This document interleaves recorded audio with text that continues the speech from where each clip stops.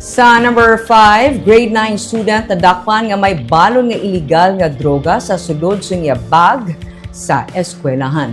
Ginabulubanta 204,000 pesos ang balor sa ginasuspetsuhan shabu nga nakuha sa grade 9 student sa isa ka high school sa Barangay Banago, Bacolod City, sang Lunes. Nagapatigan sang routine security inspection ng gwardiya sang eskwelahan sa exit gate sang iya nanotisyaran ang makaduluda nga item sa bag sang estudyante.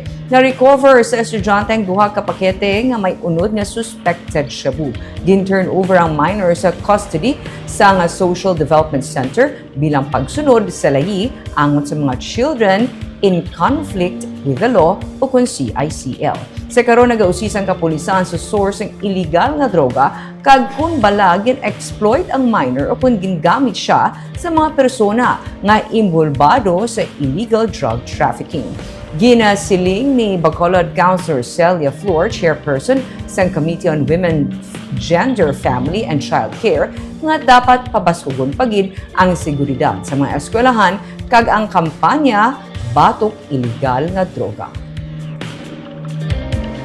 Tani, i-kuan pagid naton more vigilance from the schools, no? Kag ang security sang kabataan among unahon. Of course, sa sige-sigihon naton dapat ang anti-drug campaigns, no?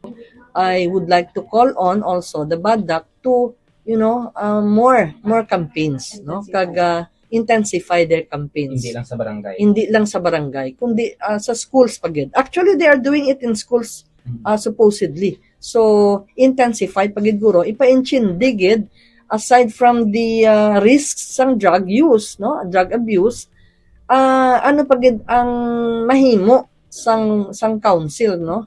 Para to prevent the use of drugs and the use of our children as, for example, as couriers and as users also of drugs.